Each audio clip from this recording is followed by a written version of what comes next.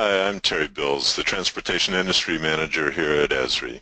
And today I'm joined by Eric Rodenberg, a Solution Engineer on our Transportation team. And we'd like to welcome you to another in a series of webinars designed for departments of transportation. Today we're addressing imagery and imagery management. And while imagery can come from any number of different sources, whether it's satellite, aerial, UAVs, or LiDAR, the goal for today is to introduce how you can develop an enterprise strategy for managing your agency's imagery data and to discover ways in which you can drive performance improvements in your organizations. Let me start out by pointing out that we're recording this webinar, and while everyone will be on mute, there will be time for question and answers at the end of the presentation. You can type your questions into the question box and we'll try to answer as many as time allows. Additionally, the demos, which are part of today's webinar, will be made available to you on the GeoNet group, the Departments of Transportation. We'll give you the link to that as well as other resources at the end of the webinar.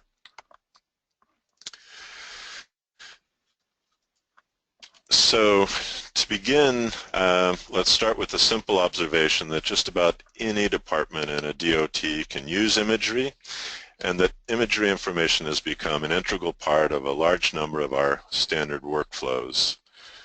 Whether we're doing initial project planning, project design work, conducting inspections, or doing maintenance in the field, having a digital view of background information can help provide context and greater validation of your business and GIS information.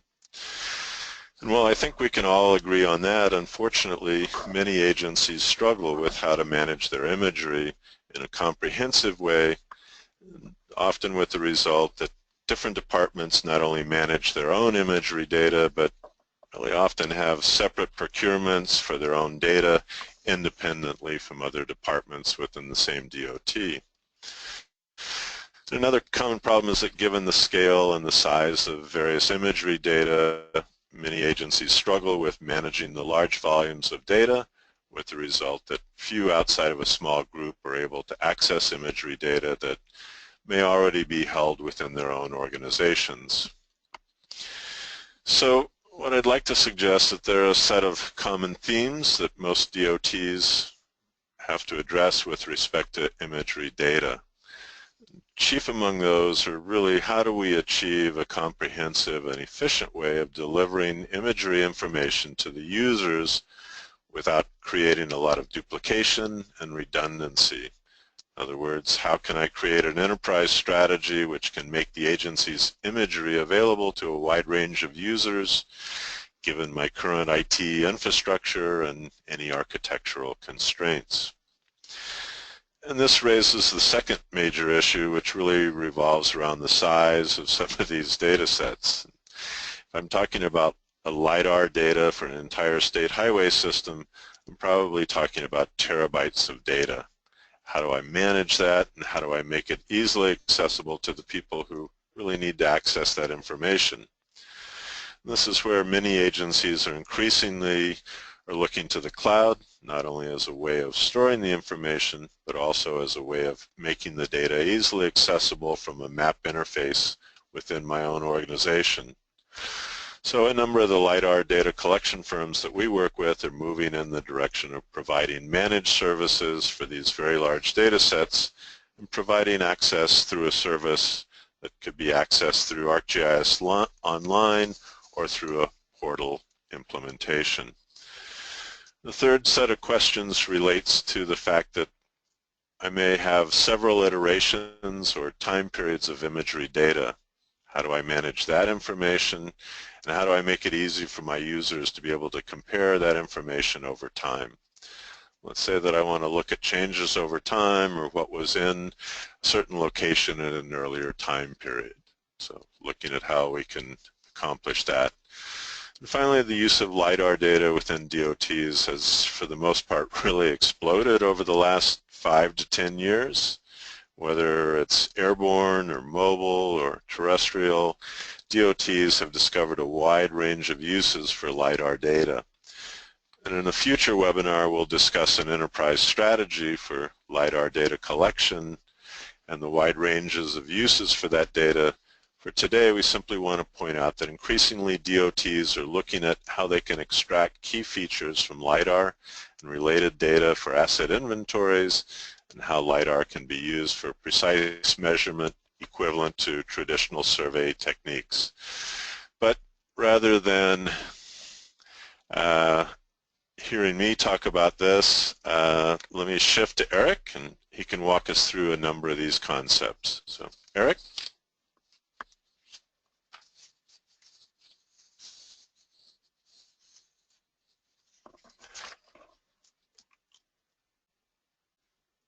Eric, you're going to need to unmute yourself.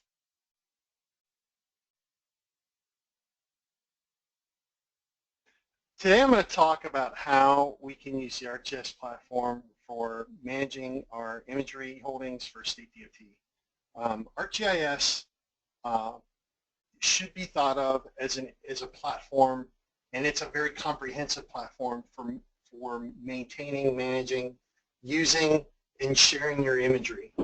Imagery is integral to the ArcGIS platform. It provides us the ability to visualize our data. It provides us the ability to visualize our surroundings, and it enables us to gain insight and information, valuable information, that we don't oftentimes think about when we're working with imagery. So when we think about ArcGIS comprehensive platform for imagery, there's really three integral components. ArcGIS is a system of record for imagery. It should be and can be thought of as the central place to go to get any type of imagery product you might need to do your job. So we've built in powerful tools that allow you to manage and process all of your imagery and get that out to a wide audience. Imagery is a system of engagement. As a system of engagement, I can take any of the imagery products I build and I can share those out, and I can share them in clients that my customers are going to use. So I can share them to web clients, desktop clients, and I can make them available to a wide range of users, and you'll see some examples of that today. And imagery is a system of insight. I have the ability to extract out valuable information, as I mentioned a few minutes ago. I have the ability to look at my LiDAR data on top of my imagery. We can do all sorts of processing for project level work all the way up to safety and analysis work. So again, I'll show you different examples of how we can leverage the imagery platform to extract out, share, store, and gain insight from this data that we host.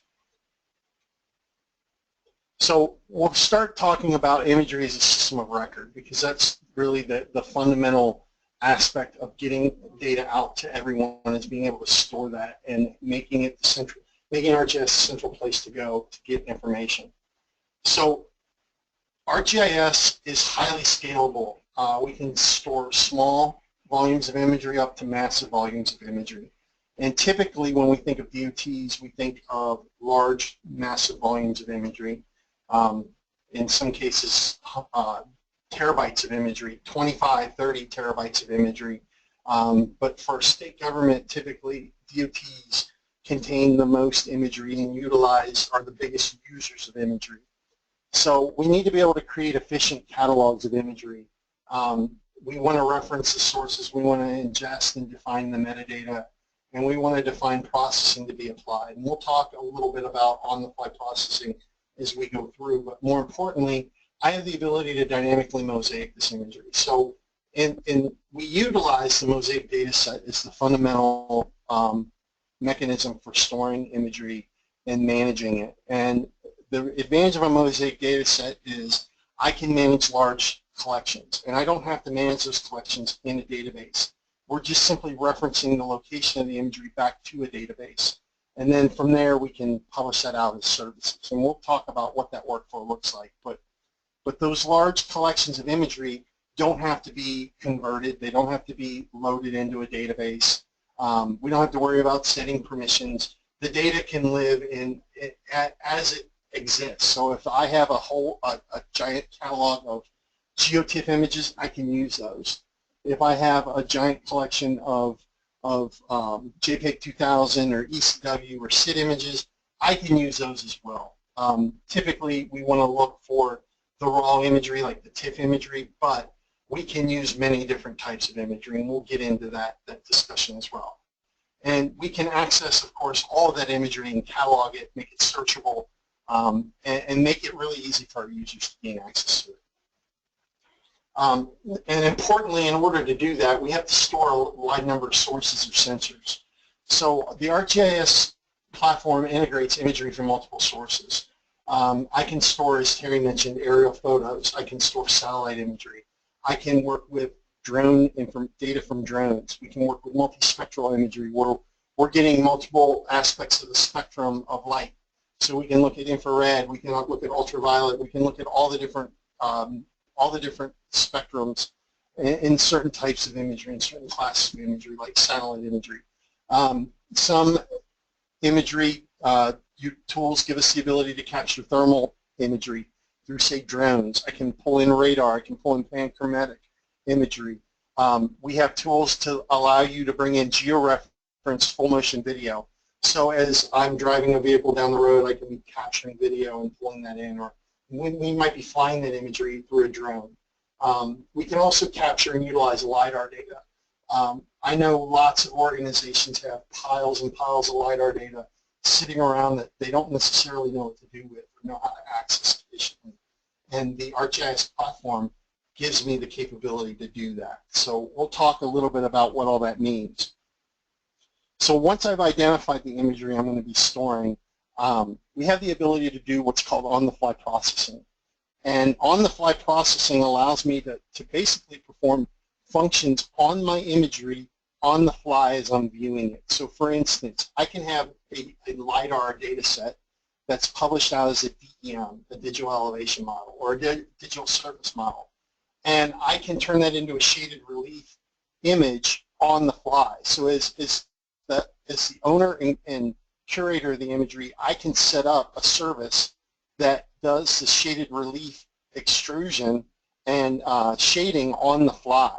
And what that means is I only have to have one source of imagery. As long as I know where the DEM is, I can apply my on-the-fly processing as a raster template, or as a raster function template, and then that raster function template knows exactly how to extrude the imagery, shade it, so it can be displayed on the fly. So this allows me to build multiple products out of one set of imagery, and you'll see what I'm talking about when I get into how the clients can utilize this. But essentially, out of my LiDAR data, I could have a data set that shows a shaded relief model. I could have a slope model. I could show aspect, which is the direction that that particular face that I might be looking at points, north, south, east, or west. I can also do on-the-fly processing against color imagery. In the case of some of the imagery I'm working with is from Ohio, from the state of Ohio, from the statewide imagery program. Some of the data that they captured back in 2016 and in some cases 2012 are color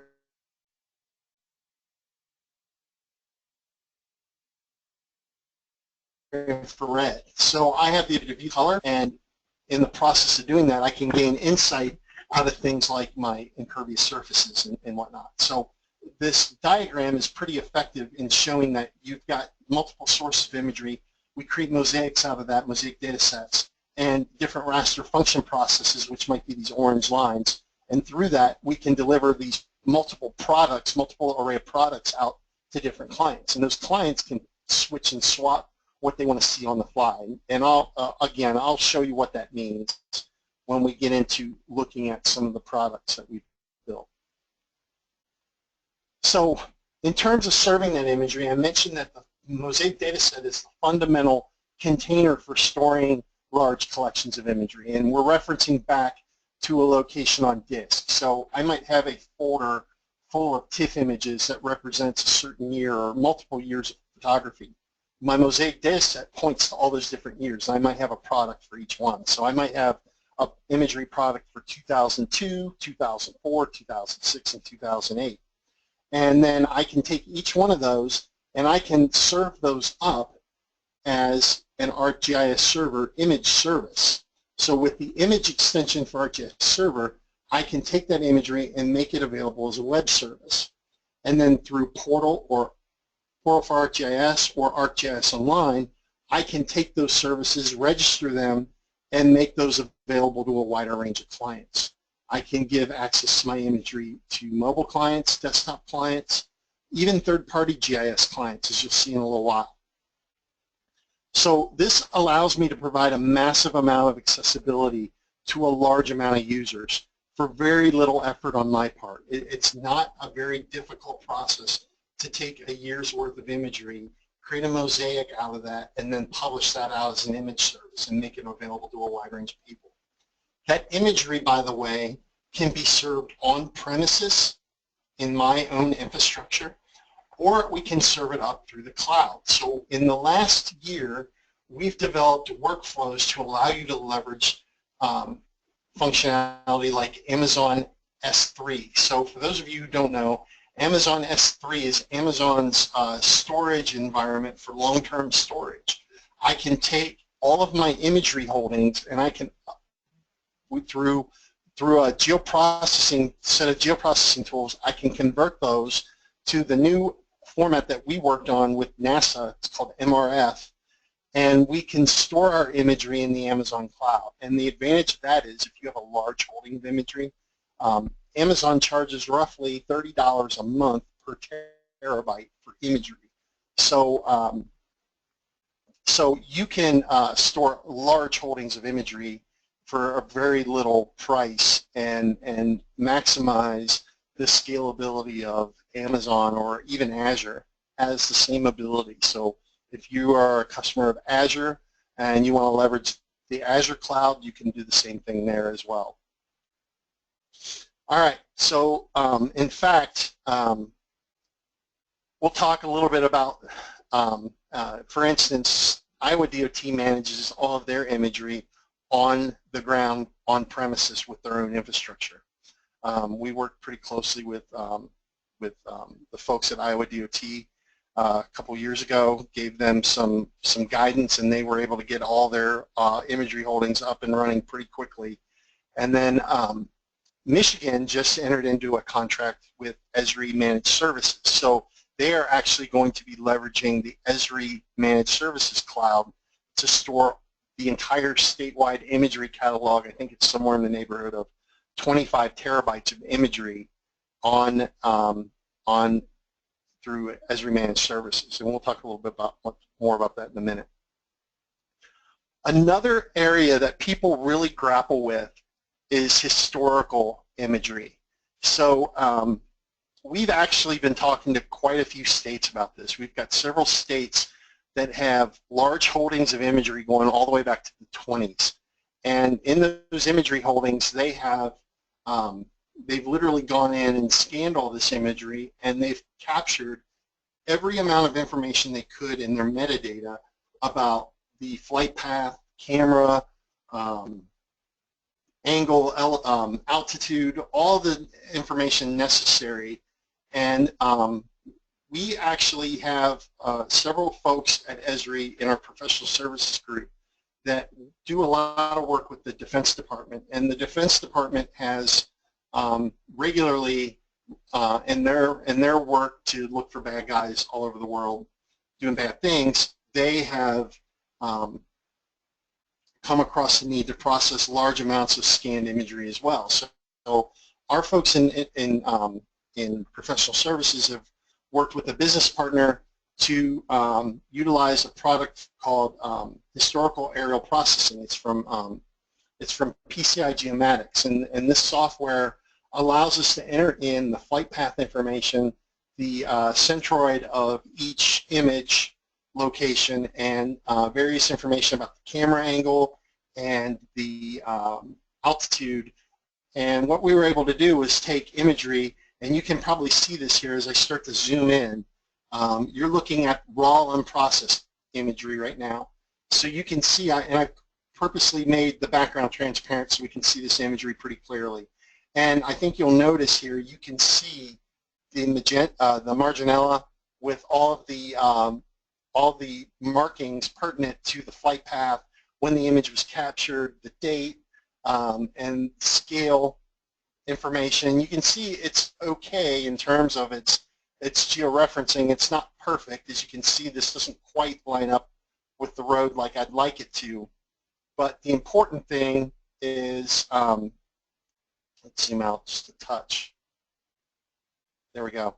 So it doesn't quite line up perfectly, but my colleagues in professional services ran through this data, and this is down near Cincinnati, and they processed the information using the PCI Geomatics historical aerial processing software. And what they came up with was a seamless service. And you can see here in my overviews, I got a couple of areas where that marginella shows up. But if we zoom in, that will eventually turn off once I get into the raw imagery. And maybe not. And but what you can also see is that this imagery lines up pretty closely with the road.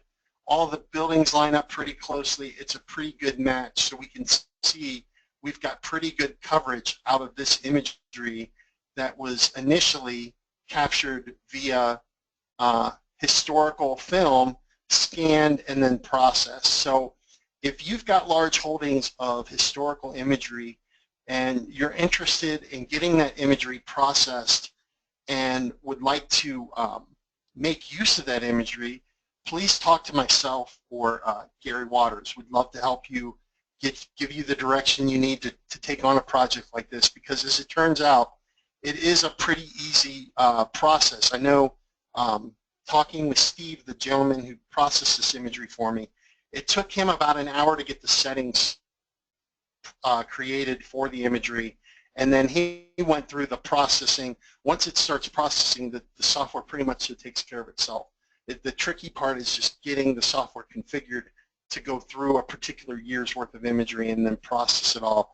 And he processed that imagery against the Esri Global DTM. So, so we are taking the camera information, we're taking our historical imagery, and we're processing against a DEM. And what the software does is it clips all the marginella off so that we get that seamless mosaic, or nearly seamless mosaic. And we can overlay it. And I can do some things on my end to make these black areas that are displaying currently not display. It's just the order in which I draw my imagery is currently reversed. But you get the idea. We can take an image and pretty quickly process it, and what we get is a nice seamless mosaic. So again, we'd love to talk with you if you have questions about how that's done and the process that's involved. As I mentioned, we have the ability to store all of our imagery in Amazon Web Services. If you are a user of NAPE imagery, if you've ever used the NAPE imagery, we currently host that now in Amazon Web Services for USGS. So the USGS has made that imagery available. We make it available through Amazon Web Services. So if you want to get an idea and an understanding of what it's like to store and work with imagery on web services, on Amazon Web Services, work with the NAPE data and work within multiple clients. We do support multiple clients. So you'll get a good understanding of how that imagery performs. And anyone with an ArcGIS Online subscription can get access to the NAPE 1 meter resolution imagery. And then, as I mentioned, Michigan has moved to Esri's cloud.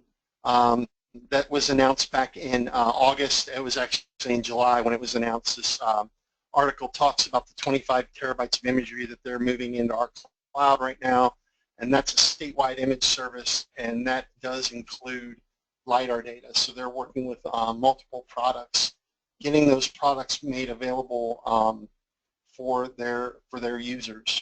So again, if you're interested in learning more about Amazon Web Services versus hosting on premises, please don't hesitate to reach out to me, because I can tell you all about it in more detail. We've also introduced, this past year, we introduced Drone to Map. And for those of you who are not familiar, Drone to Map allows you to integrate drones into your enterprise. So you can take and create georeferenced 2D and 3D mapping products. So if your drone has the ability to capture LiDAR and imagery, we can make 3D products. If you just have a camera, you can also collect the 2D data and we can georeference it, we can process it, and Drone to Map will also orthorectify it. So here is an example of orthorectified imagery. So you can see here we've overlaid this orthorectified imagery right on top of the U.S. world imagery from GeoGlobe, or from Digital Globe. And you can see it's a pretty good resolution image. We can get down into it pretty good and get lots of detail. And if I have LiDAR, of course, I can make that a 3D image as well and extrude out surfaces and buildings and whatnot. We also have a product out there called Full Motion Video. This allows you to capture full motion video streams, merge that with your metadata about the video, so the sensor information, the platform, position, altitude, and then that information gets brought into ArcGIS as an add-in. The Full Motion Video is an add-in for ArcGIS Desktop 10.4.1, and it's also going to be coming out later or early next year for ArcGIS Pro. And the add-in allows you the ability in ArcMap to search, playback, and analyze video. So you can get a real-time view of your imagery and what it looks like. And if you want to see a video, and by the way, I'm going to be posting this story map at the end. I've got a video embedded, so you can take a look at what actually happens when that video is run through the ArcMap extension and played in real time, and the geometry that tracks whatever it is I happen to be looking at that moment. So we've got a nice video in there that describes how that works.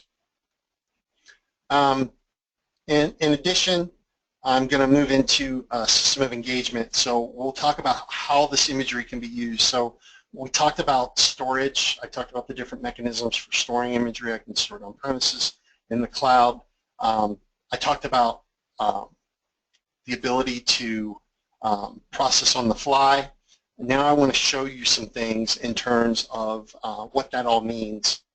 So ArcGIS is a system of engagement for imagery. It gives me the ability to serve out and share my imagery. I can share it dynamically.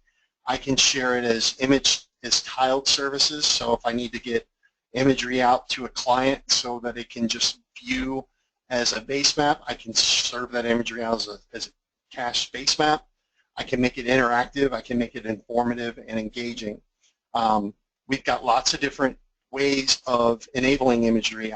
One of the things I forgot to mention too is we also support oblique imagery. So in the September release, we introduced the oblique widget for web app builders. So if you have oblique imagery from companies like Pictometry, and there are others out there that make oblique imagery, we can take that oblique imagery, serve it up through ArcGIS, and consume it through this widget in Web App Builder that allows me to view the different sides, in this case, of a building.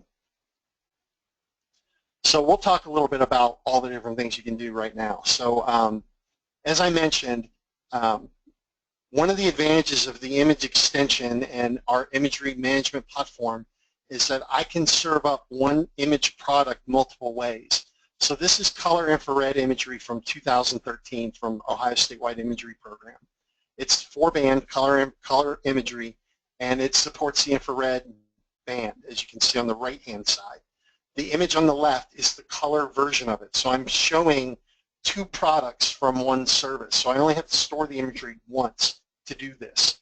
And on the fly, I'm able to process all of this imagery. So eventually, if I pan over, it's going to have to think for a second to get the next image tile here. So you can see there as I pan, it's got a on-the-fly process. So you see there was a little bit of a delay as it was thinking, grabbing that image, processing on the fly to make it color infrared on the right-hand side. So as I pan to the left, look at the right, you can see that there was no color, and now all of a sudden the color shows up. So that is on-the-fly processing, being able to take one image and apply multiple types of processing against it. And this affords me the ability to do some pretty interesting things. So in this map, I have the same color image, and I'm processing the color infrared version using a filter called NDVI. NDVI stands for Normalized Vegetative Index. What it does is it shows where vegetation is prominent. So imagery like this imagery here that we're looking at is generally captured in the late winter, early spring, before leaves come out on the trees, before leaf out. And when the imagery is captured, you will start to notice areas like in around golf courses, for instance. Golf courses are the big one, where you'll get lots of bright green, and that's indicative of fertilizers and things being used. So you can see here this is downtown Dayton, the Dayton Dragons baseball field. It's bright green. They're fertilizing the grass, getting it ready for the spring, for the season, and it particularly is bright. So you see all throughout town these areas that are green. But more importantly, what you also really see are my impervious surfaces in purple and blue. So we can see the rooftops very clearly. We can see roadways very clearly. So I can use this imagery for feature extraction. So I can probably and I haven't tested this, but through the image classification tools that are available in ArcGIS Pro, I think we can even train the image extraction tools to actually pull this information out in an automated way. But again, that does require a little bit of testing on my part. But based on the reading I've done, I think that is a possibility to extract out this imagery. So if you've got 4-band imagery, you can even really see the striping pretty well in this imagery. So if you've got 4-band imagery, and that's, again, something you're interested in looking at, please contact us. We'd love to talk to you and see if there's a way we can help you. I can also, as I mentioned, pull out LiDAR data. Again, this is one set of LAS files, and I'm displaying on the left bare earth, and on the right all return. So in the all return version, you see building footprints clearly. You can even see bridge decks along the river, and you see trees. So you can see all the trees in the residential area. On the left-hand side, we're looking at bare earth. So we are omitting buildings, we are omitting trees, and we're omitting things like bridge decks. What you are seeing are the landforms that are built for the approaches to all the bridges. So you don't see that. You see that to some degree in the all return, but in the bare earth, we really see all the landforms that form the bridge approaches. So I can actually utilize this information, and you'll see that later on when I start to extract information out of this and look at things like line of sight or view shed. So again, these are some other products. This is Aspect, which shows me the faces of each aspect of the landform. On the right, we have slope, so the dark brown areas indicate higher sloping areas. The yellow areas are gradually sloped, and gray means that there's very little slope. So those are the different ways I can serve that imagery up. And I should mention, as a system of engagement, not only can I serve imagery up over a web client, but I also have the ability to serve up imagery over a desktop client. So this is ArcGIS desktop, and I'm currently looking at this in the infrared view, and I'm going to switch over to my color composite. And when I do that, it's going to change the image back to color. So we now see this color image coming from the image service. So I'm rating the image service directly. And I'm reading this on my laptop up to the Amazon cloud where my imagery is stored. And you can see the performance on this is pretty remarkable. It draws fast, it renders quickly, and I can process this imagery and utilize it in my GIS, in my day-to-day GIS work. I also have this imagery loaded up in Pro. So I'll bring Pro in here. And again, you can see the same imagery, and you can see the ability of this imagery to render and display. And again, I can process it, so I can come in and through the properties, I can set the processing template. This time we'll do the NDVI, the soft color map. And you'll see that the imagery changes on the fly now to a softer palette that shows the vegetation in green and the impervious surfaces in orange is red. So the other way I can view this is in third-party clients like MicroStation. So this is a MicroStation client, and it is currently viewing the same image service. It is viewing it as a WMS, a web map service, an OGC service. And even this service, you can see it renders pretty quickly, even for a WMS. WMS services aren't nearly as snappy as a raw image services, so the ArcGIS clients are generally always going to draw quicker, but this image performs really well, and I'm able to use this in my design work. So the imagery that I'm hosting out on ArcGIS server through the image extension that I made available through ArcGIS Online, I'm consuming it with the DEM in the background. So there's my DEM in the background, and I'm hosting both sets of imagery right inside of ArcGIS, but reading them in MicroStation. So what I'm trying to say here is any third-party GIS client that supports OGC services can utilize this data and actually make use of it. So it's projected. I'm utilizing it in MicroStation, and I can use it for my design work. So with that, let's talk a little bit about a system of insight. So imagery as a system of insight provides me the ability through the ArcGIS applications to gain information out of my imagery and start to make connections with various aspects of the imagery. So I mentioned earlier, through Pro, we have the ability to do image classification. So if I wanted to do feature extraction, the imagery classification tools are what I would use to pull out that information and extract it. Using geoprocessing tools through Web App Builder, I've done the same types of things. I can pull insight, extract insight out of my imagery and start to ask questions of it. So I'm going to show you a couple demonstrations here of imagery as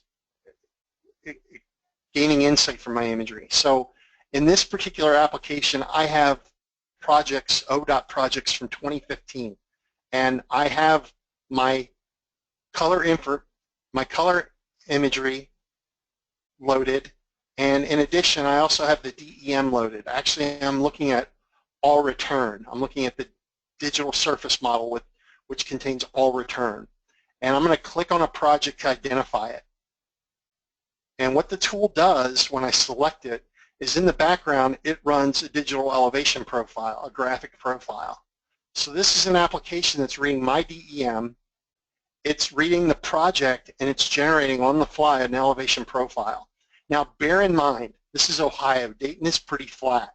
So I know this elevation profile looks awesome and impressive, but we're talking about 37 feet, so don't get too excited with Ohio. If we had Colorado data, this would be really awesome, but for Ohio, it's not bad. So we can see we go from 755 feet all the way down to 717 feet at the low, and which is the min, as you can see at the bottom of my graph here. It shows the min value and the max value. And as we start to scroll up, and notice as I move across the graph, the red X on the project moves with me, so we can see exactly where we are in the project. And now we are above where we started, and then we start to drop off as we hit the riverbed.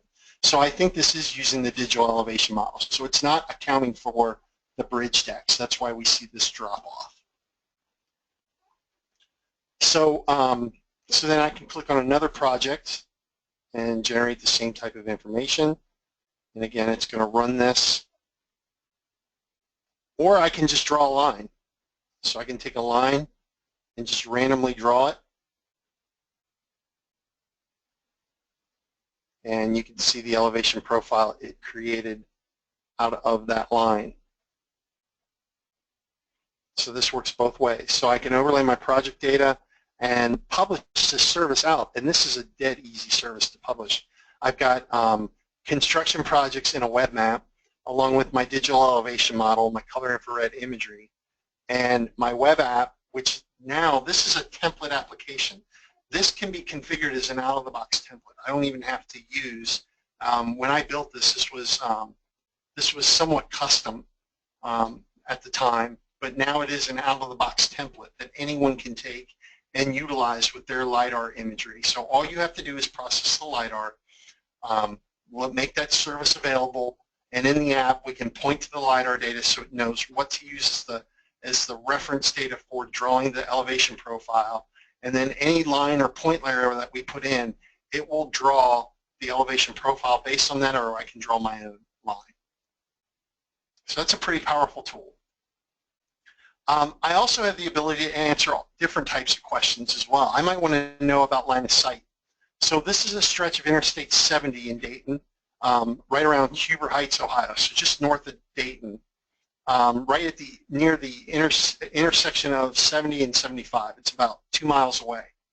So I'm going to run a line of sight analysis from the perspective of a driver of a car. So what I'm going to do is I'm going to draw my line.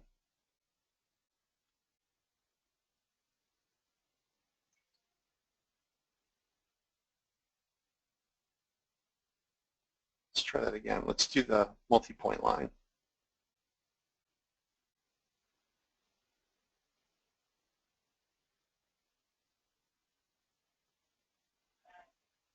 We'll execute the tool, and it will draw a line of sight, showing me what is going to be visible along the line.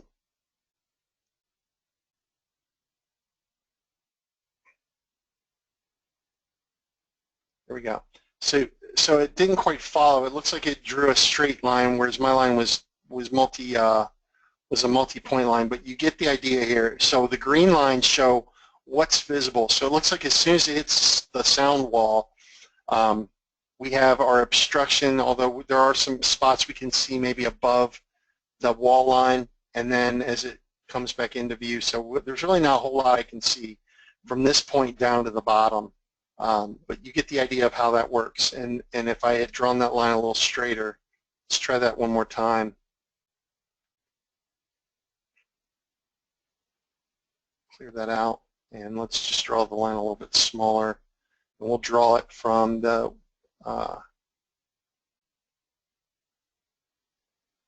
going eastbound on 70. Let's execute that. And the tool, again, will show green lines indicating what I can see, red lines what I can't. And this is from the aspect of sitting in a car, so about 4.5, 5 feet high. So we can see the red areas are the first line of area we can't see, and then the point represents an obstruction. So this is the first obstruction in the road. And then I can also do things like intersection analysis. So let's take a look at an intersection view shed. So let's close this guy up, and I'm going to run this intersection view shed again from the height of the observer will be a car. We'll drop our point in the middle of the intersection, and we'll calculate the visibility 100 feet out.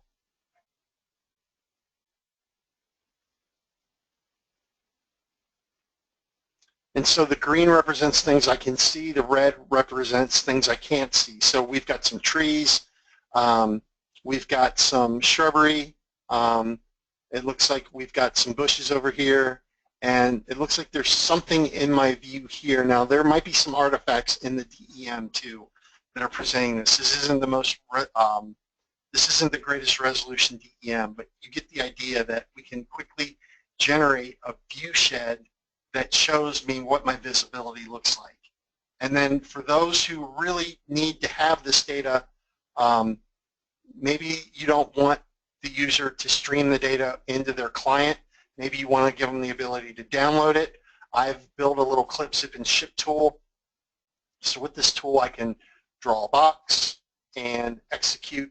And what this is going to do is it's going to identify the imagery in this box as well as the intersecting LiDAR data and go find the last files that make this up. It sticks it all in a zip file and gives me a download. So I'll go ahead and I will download this to my desktop.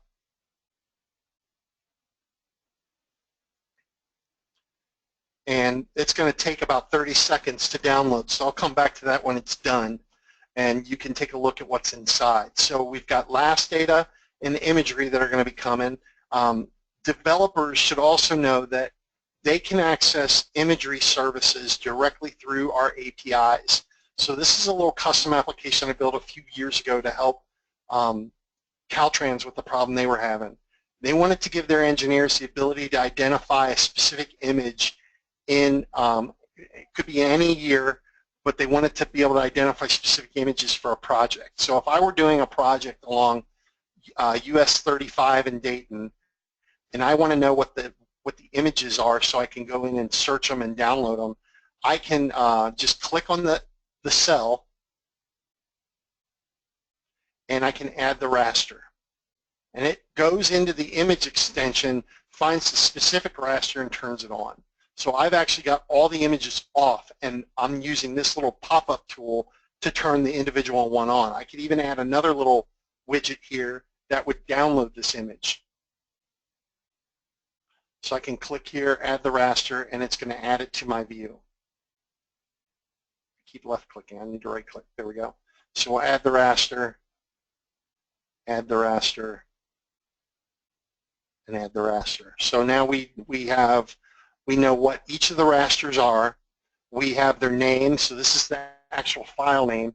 So somewhere out on a directory, there's a file called s1485640.tiff.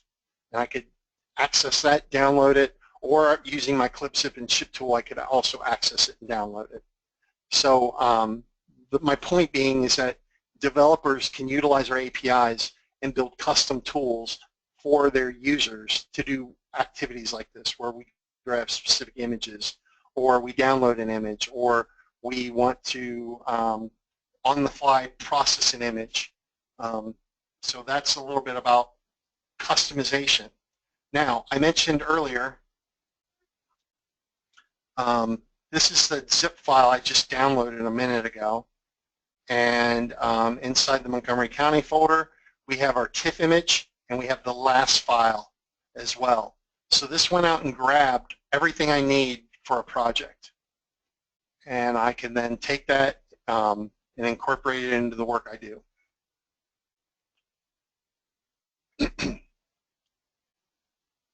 The last thing I wanted to show is time-enabled. So North Carolina has a service that they've built, the state of North Carolina built, called North Carolina One Map. And what's cool about this service is that it has the ability to go out and download and find services. So I can type in, I'm looking for imagery. And these folks have taken and built a time-enabled image service going from 1995 to 2015.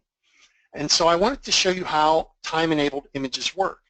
What's really cool about it is, let's say I'm a state, I'm Ohio, and I've published my 2012, my 2016, and I'm getting ready to capture 2020 data. So when I get that data, I'll create a service out of that. I can create the 3 services, and out of those, I can create what's called a reference service. So I've got the 3 individual years, plus I can create a reference service that combines all 3 together into one, and I can time enable that one. So I'm only loading the imagery once, again, but I've got 4 services now. I've got one for 2012, one for 2016, one for 2020, and then I've got one that's a combination of all 3 that's time enabled. And what that allows you to do is something like this. Here's an animation of that imagery from North Carolina One Map. So this is right outside of Raleigh in Cary, North Carolina, at the SAS campus. SAS is a business partner of ours. I was just there a couple weeks ago, and you can see here when the road stopped right about here, but in this 2000 imagery, they've since built a new building. And as the image progresses, you'll start to see more buildings come into view. So now we've got another new building, plus the one that was under construction. We see the road goes completely through, and down here you'll see an array of solar panels. So there's the solar panels, there's their newest building, and then a building that they're currently building right now, and that's a time-enabled image. It's just one service that's referencing multiple services dating back to 1995. So taking all of your image services, it's not hard to time enable. It basically involves publishing each of the years you want to manage, and then we create a reference service that combines all those years together into one. So we're not managing the imagery multiple times, we're just managing it once for each year, and then the reference service points back to each of those referenced years that we want to incorporate. It's really an easy process. And again, if you'd like more information or you want to do a deeper dive with us, we'd be more than happy to come and talk to you. You can reach out to myself or Gary Waters. So with that, that is all I have planned for today. Basically, today was to give you an idea of what's possible, how it's all arranged, and then once it's all arranged, what you can actually do with it. So I hope you gained a lot of insight out of imagery and all the capabilities that your platform possesses that you're already, in most cases, own and manage. So thank you. All right, thanks, Eric. Again, as we mentioned, you do have the potential to ask questions if you'll just type your questions into the question box, and we have a few minutes where we can take and answer any questions that that anyone might have.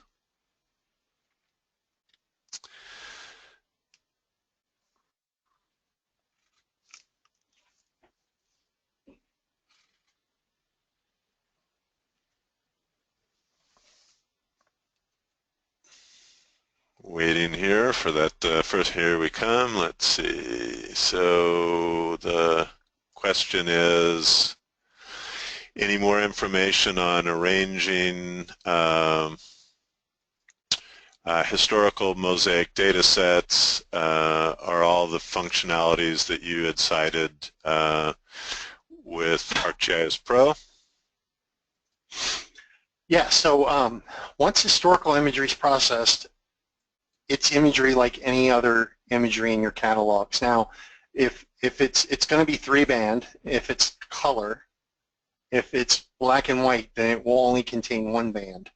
So you can't do some of the advanced on-the-fly processing like color infrared because you have to have 4-band imagery to do that, or some of the multispectral stuff, which is going to be satellite imagery. But you can still mosaic it, process it, and do some functions against it. You're just limited.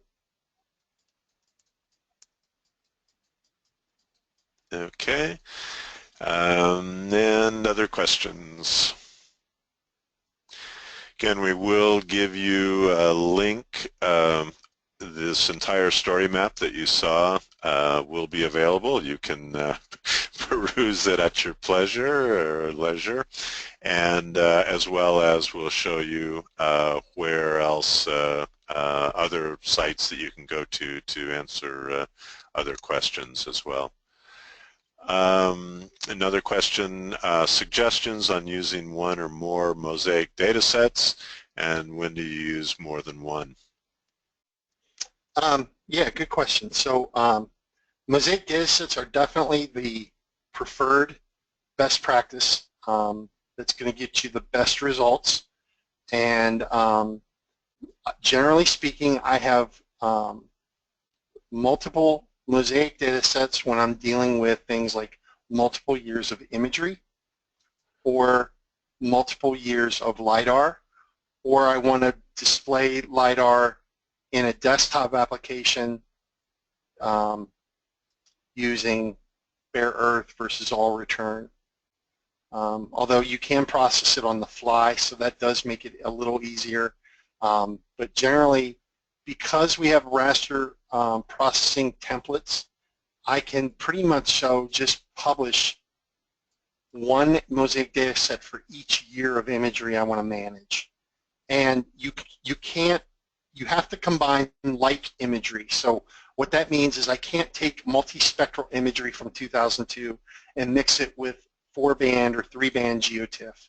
They have to be separate products. So if I've got multispectral, it's going to have to be its own mosaic data set, and then 4-band imagery will have to be its own data set, and 3-band imagery would have to be its own data set.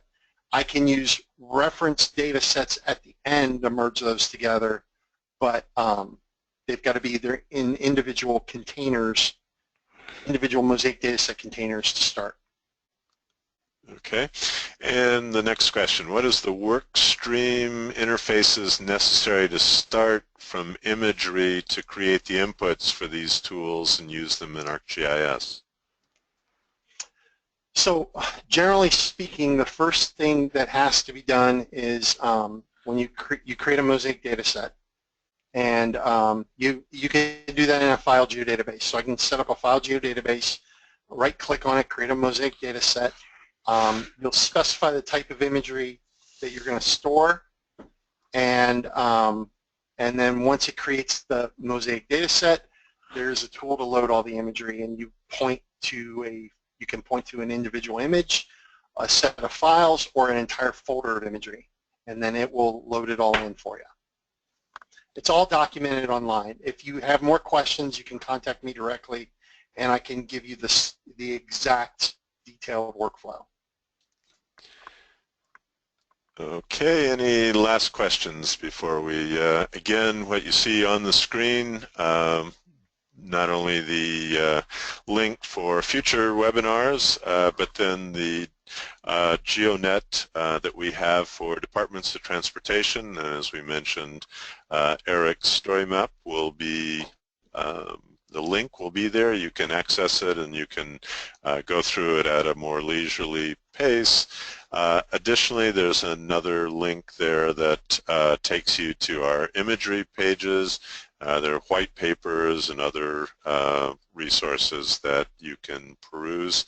And any other questions, feel free to reach out to either Eric or myself, and you can see our emails as well there. So, yeah, Terry, I just want to remind you, I did publish the link to the story map I did on the Departments of Transportation GeoNet page. So for those of you who are members, you can go out to it. If you can't find it, let myself, Terry, or Shannon know, and we'll get you directed to it.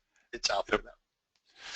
All right, so these are the links, and with that, we'd like to conclude. We'd like to thank you for attending today's webinar, and please, at the end, there'll be a short poll to take as you close out. But again, we appreciate you attending, and hope to see you at future webinars. So thank you.